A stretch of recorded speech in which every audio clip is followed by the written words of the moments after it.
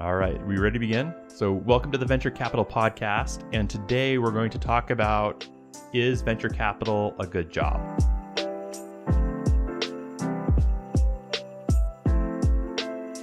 So I started a fund called Boom Startup. I worked with John Richards. It was an angel fund, or a group of angel investors that I worked with for a number of years. And maybe I'll talk about my story. One of these individuals has started a fund and someone said, would you want to team up with them? And I said, no. And the reason primarily would be from something that you taught me, is that VC funds typically have very poor succession planning. And I think most funds typically revolve heavily around the concept of one super wealthy individual. And so it almost becomes like a private family office that you're working with. And having worked for a number of fairly wealthy people, I recognize that one, when you get any measure of success is when their family members get greedy and they don't have the discipline to say, hey, you can't come in, which has been one issue that I've learned from past experience working for a bunch of like wealthy individuals. But the second thing is like, I'm at the stage, like I want to build, like the next $100 million plus company. And it could be a VC fund, but if the right succession planning wasn't there, I wouldn't want to do it. And most funds, I feel like that's where they struggle. And truthfully, it's where a lot of startups fail. Because they don't have good succession planning? Yeah. So that's why I would not want to get a job in venture capital, most likely, because most of these funds are small funds. Yeah. And I like to be in control of my life. And maybe it's arrogance where I think I know more than other people. And I don't like playing the game of, hey, do this deal. You don't like having partners to give you good feedback and help you make better decisions than you would on your own? I've had a bad history with partners. Love my partners. That's true. But I'm also like oil and water, right? Like I don't think I'm an easy person. And looking back, I probably expected too much from partners. So instead of me seeing what's wrong with them, that's what's wrong with me. I'm not an easy person to get along with. I feel bad for my wife. Very demanding, probably very passive aggressive, not on purpose. Very strong opinion in the room that's very silent. I feel like this is turning into a little bit of a therapy session for John, rather than a... Do you do therapy? I love therapy. Than a reaction on whether or not venture capital jobs are interesting or not. Yeah, so I think they're interesting, but for me to jump back into the VC space, if a fund were to recruit me, that would be the first thing I would ask for was... What is your succession planning? Am I a partner? And what is your succession planning? So the question is venture capital a good job, right? Mm-hmm. And so clearly it depends, right? It depends on like so many things. One, it depends on like, first of all, what is the job? So you just said like, am I a partner or not, right? So right off the bat, like there are basically 3 buckets of jobs in any venture fund. There are the partners. Mm-hmm. There are the like investment support. Mm-hmm. So that's analysts, associates, anything on the investment team that's not partner. And then there's like support staff. And the support staff could be everything from like investor relations, executive secretary, head of community, like all of those things, right? And generally there's not a lot of overlap or transition between those 3. Okay. It's possible it occasionally happens, but for the most part, there's not much movement between those 3 buckets. If you start as an analyst or an associate at a venture fund, they're typically a couple of years and you're out. Now, what can happen is if you join a venture team as an analyst or associate, there is the possibility of moving from that to partner, but you basically have to do it in 2 years. Mm-hmm. And if you've been there for more than 2 years and it hasn't happened, it's probably not going to happen. And 99% of the time it does not happen. So if you join a venture fund in that role, you just have to know like you're not in venture for the long run, right? Because it's not a partner track position or partner position. If you're support staff, same thing, except for even worse, because support staff almost never even makes it over to the investment team. Mm-hmm. No matter what the partners tell you, if you're considering a role on the support staff side of the venture fund, you will not really be part of the investment team. Mm-hmm. Now, if we look at those 2 categories of jobs, are those interesting and fun jobs? Yeah. And you can do very well. Like I know people that are CFOs of venture funds. They don't make as much money as the partners, but they still make a decent amount of money. They don't have a lot of stress in their lives. It's a pretty good gig, right? There's nothing wrong with that job, right? You get a lot of the same perks of working for a venture fund as being the partner without the stress of it.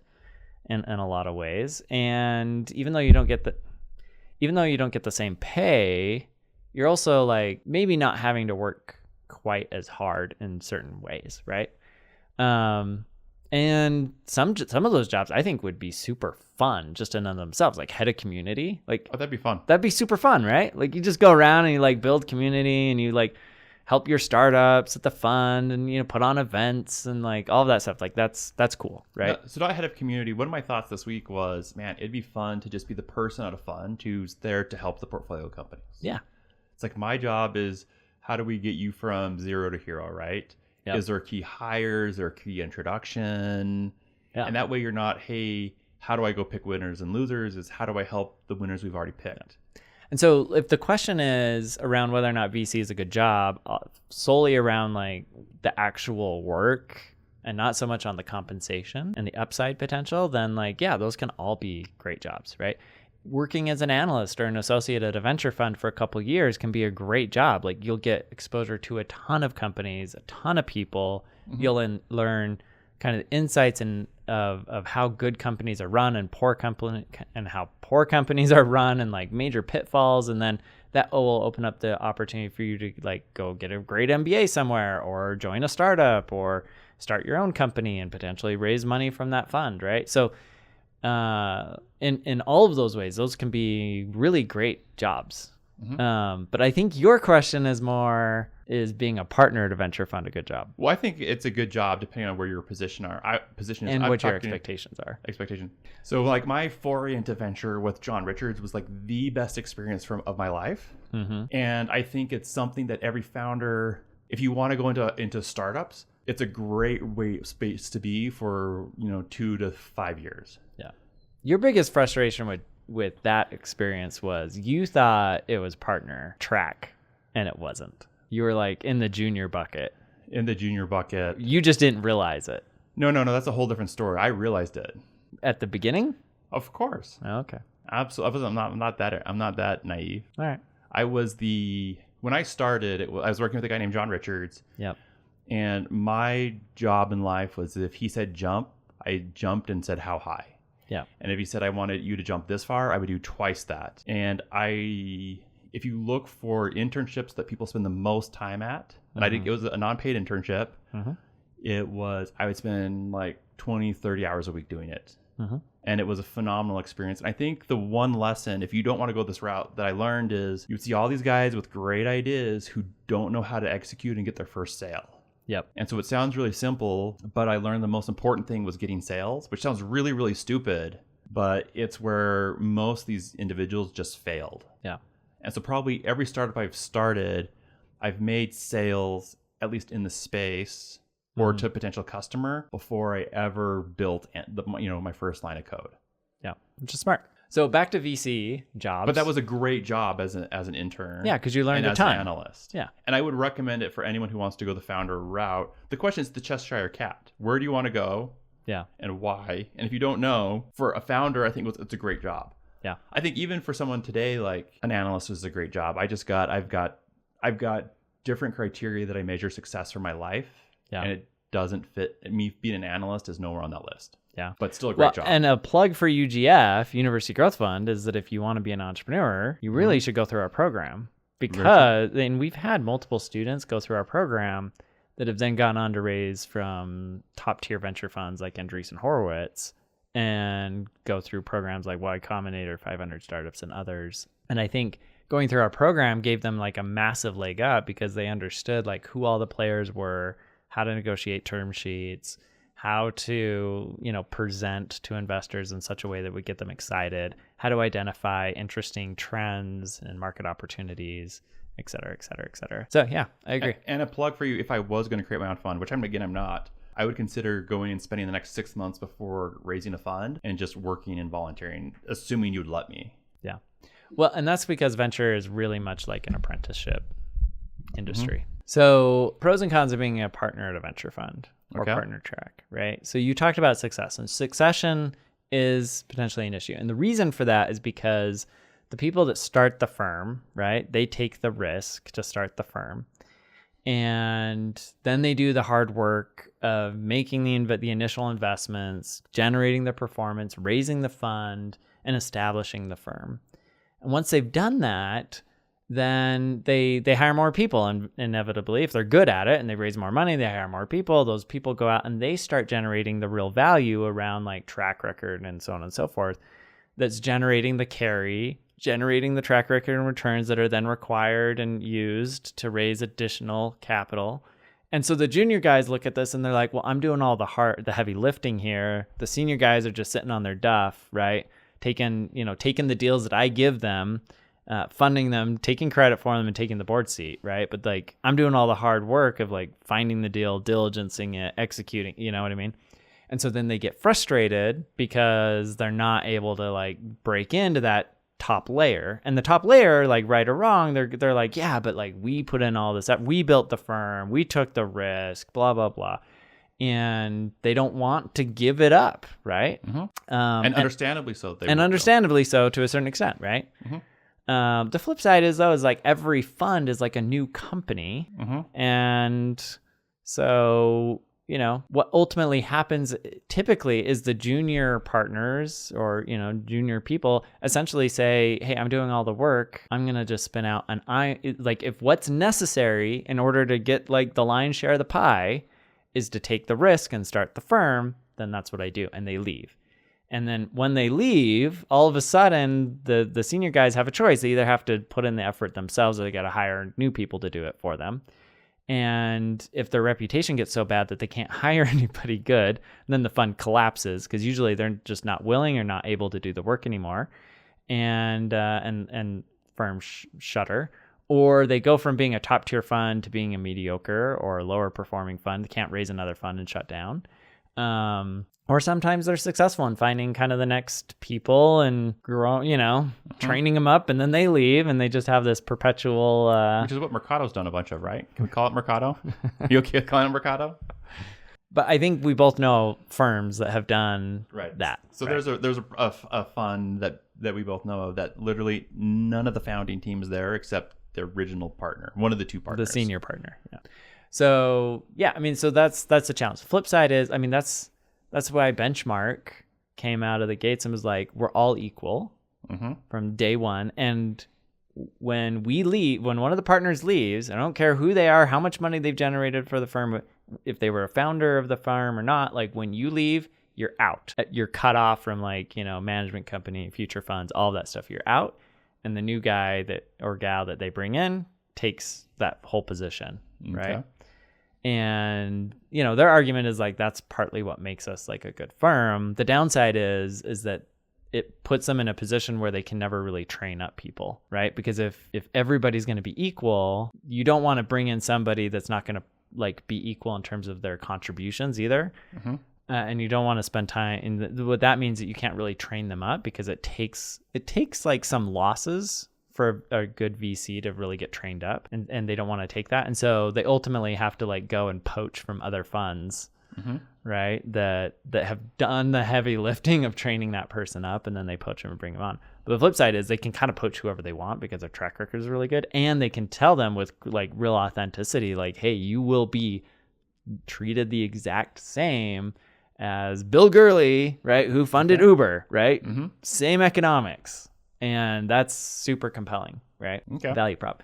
Other pros and cons, like if you are, senior partner, you're getting the lion's share of the economics. And that can be very meaningful, even on relatively small sized funds, right? Like a $50 million fund pulling 2% management fee. That's some $1 million every year. So, that's pretty good. That's pretty good income coming in. And then you get 20% carry on that. So if you 3x the fund, so that's $100 million, you're getting $20 million. Like those are pretty good economics. And then it just gets better and better if you raise 100, 200, 300, $500 billion funds, right? So there's a lot of money flowing into the top. There is a lot of pressure. And I think this is another one of those downsides is, Bill Gurley says it takes about 5 years. I think that's probably about true, right? To know whether or not you're good at this. And the problem is that if you're not good at it, what do you do afterwards?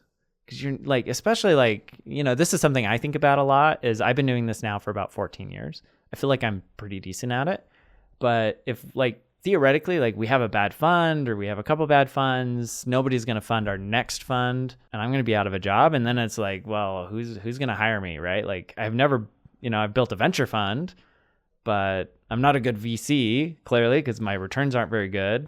Okay. And so what am I good at, right? Like who would hire me, right? So like that's some of the downside of being a VC is that you're a little bit of like this, like little bit of like a master, you're kind of like a jack of all trades, master of none in a way, like, cause you're kind of a bit of an expert on a lot of different spaces, but you're not like in the weeds on any one of those spaces. So I don't know. That's one of the downsides. I think you're thinking about that one too much, but is that a bigger issue than I think? Because I feel like one, I mean, it maybe the routes are that you wouldn't want to go to, but like if someone's a VC, I think there's a lot of startups who need help fundraising after a Series A, Series B side, and having someone who's dedicated who can help field that, that's a great position. Maybe that's not a position a VC wants to go into. Yeah. Well, and maybe, part of it too is like, are you willing, is a VC willing to take like the ego hit? But I think a lot of VCs do that, right? Mm-hmm. Or they become like you CFO. And I know like kind of washed up VCs that do that, okay. Right? And I don't know. It's not super compelling. I don't know if I know that many washed up VCs. Yeah. Well, because usually if they just disappear, you just disappear, which is my point, right? Okay. Anyways, I just think it's a risk that not a lot of people appreciate because a lot of the VCs that wash up, wash out, right? And you just never hear about them. Mm-hmm. I think another like downside is because of these economic differences that we talked about in that like venture funds struggle with succession. And then like you also have this dynamic where even if like maybe they're all equal, like one, it's Bill Gurley and he finds Uber, right? And like his other partners, they find good deals, but it's not Uber. But now Bill is like splitting up the carry on Uber, which is like in the billions or not billions, but hundreds of millions, right? With these other investors that didn't contribute to that. And he's like, well, he could think like, oh, I should deserve more of that. Mm-hmm. And the other thing is like these investments, they take so long to pan out, right? And there's like, you need to convince your partners to do deals. And like, sometimes there's like deal trading. There's all these things that create this dynamic where there are a lot of venture funds where every single partner hates each other. Okay. Right. And they're like, they stick together because there's so much money at stake. Mm-hmm. Right. But they really don't like hanging out with these people. And I was talking to a mentor of mine and he's like, I think like most venture funds are kind of like that under the covers. I mean, clearly not every fund is like that. And but, it does happen. Right. Mm-hmm. So like that's another thing is like you go to work every day and you just, you don't love the people you work with. And that's a challenging work environment. Mm-hmm. And that's one of the reasons I like being a founder, and I think I'd have a hard time being a VC. Yeah, because you would want to work with everybody, or because, as you said earlier, you're not. You struggle with partnerships. I don't play nice. So glad we're partners on this podcast. But I think like I think when we look at this like the podcast, like there's very different value adds that we both have, and I think it's very synergistic. Is how I look at it. I think it's very different when you're in a startup and your business partner is not watching ESPN all day. I think just most people. Here's the problem. The hard problem is like you want your partner to be pulling their weight. Yeah, and I think, if they're not, then you get disgruntled. Yeah, and I think my problem is in most startups, people either don't pull their weight or they have a very contrary view to where you need to go. So there's a lot of friction. Yeah, I think the other problem is even when they do pull their weight, sometimes they're pulling in a direction that you don't want, right? To your point, right? Clearly, like you're not pulling in the same direction. There's a founder who, a former business partner, he's raised several $1 million. And one time he came in and I'm like, he's trying to do a hostile takeover. Yeah. And it was like 40 minutes of him like beating around the bush. I'm like, finally like come out with it. Like, what are you saying? Yeah. And he's like, I want to like fire half of the company. And I want you, instead of being majority, to be a third, and a third. Mm-hmm. And I'm like, if you're going to fire all these other people, we're going to be a third. And then you and this guy you're bringing in is going to fire me. So I'm like, no. Yeah. And then just burned it up anyways. And looking back, I'm like, oh, he understood something I didn't understand. Yeah. And those are the parts I miss. Yeah. I think that in a startup, it's hard. I think in startups, and I don't think maybe VCs are the same way, is, are you like blood brothers, blood sisters type of thing? Have you taken like this oath to like protect each other? Mm-hmm. And I feel like the hard part in startups that may be different from VC is, once someone is making a third to 2/3 of what they were making before at a regular job, they stop pushing hard, and they're more they love the infinite flexibility and freedom that they had comparatively, which is fine, but I'm here to win. Right. Have I told you my metric? What's your metric? So my metric is whenever someone tries to recruit me, I have a test. If it doesn't pass the test, I shoot it down. Okay. And it is, I have to be able to make whatever the route is, not now, but I have to be able to make $1 million a month for 12 consecutive months. And if I don't see a path for me to get there, it's not worth my time. So I don't have to make $1 million a day, but when my last startup, Tiny Torch, failed, when Facebook turned off the API, so it crashed for reasons outside my control, I started hanging out with some people who had much bigger visions than I had. Yep. And I'm like, I need these bigger visions. And so I need a litmus test that allows me to say, hey, if I'm ever going to choose something, can I get there in 5 years? Can I get there in 10 years? That's fine. But maybe it's a one lump sum payout of 12 million. Sure. But if I don't see it, I'm not there. Sure. That's fine. With the exception of this podcast, which is free. Yeah. It's an interesting test. And there's probably other ways to have tests, but it's kind of like, how do you measure your life? What's your time worth? Because do you know Josh Coates from Mosey? Mm-hmm. He taught me, he did like this private like founder mentoring thing, set up by Roger Andrus. And it's probably one of the most valuable training sessions I've ever gotten. And he says, look, he's like, you can spend your time creating a lifestyle business or a venture-backed company. And the only difference is you're putting them on the same amount of time. It's just the risk component, right? Yep. So it's like, the potential outcome. So at that point, I'm just like, I'm steering hard right, high risk, high potential outcome, see how it all pans out. But that's how I've chosen to like live my life. Yeah. And look, not everybody can live like that, right? Mm-hmm. Some people can't handle risk. That's fine. Mm-hmm. But don't get grumpy at the people that did take the risk and generate the outsized returns because of it. Because for everyone that did, there's like 10 more that took the risk and lost and got zero, right? So that was one of I'm trying to remember the guy's name. When I first started doing startups, and I was like, do I apply at Omniture or Adobe for a job, or I go do startups? And he sat me down and he's like, look, like no matter how good you think you are, you'll be like my dad who ended up selling, not my dad, his dad. He's like, most success is, hey, you sold the business, you paid off your house, and you had to get a job afterwards anyways. Yeah, it's rough. But I mean, I think that's the outcome for a lot of founders. That's true. Or you get a lifestyle business. And let's be honest, there are a lot of people that have great lifestyle businesses. There's nothing wrong with lifestyle businesses. Which is something I didn't realize till I was older. I was taught that lifestyle businesses were evil. No, they're not evil. But yeah, I think a lot of people do bash on lifestyle businesses when they shouldn't, and they raise money when they shouldn't. They should just focus on building a lifestyle business. Whatever. It's a free loan, interest-free loan. Why would you not like that?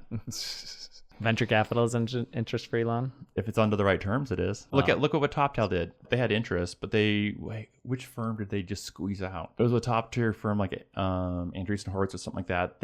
They raised on a convertible note. Yeah. Never converted them. Paid off the note. Never gave them equity. Blew my mind. Yeah, that doesn't happen a lot though. Mm-hmm. I mean, the contract said yes. It definitely seemed like move. I mean, technically, yeah, that is a risk. It's part of it. Mm-hmm. But do you think we've covered how to get a good, what is a job in venture? Is venture capital a good job? Have we covered it? I think so. I will say the thing that I love about working in venture capital is just the ability to meet amazing people and to constantly be learning. I think if you are somebody that is intellectually curious and you enjoy helping people and you enjoy, being with people and thinking about like hard problems, then venture can be a super fulfilling, really fun career.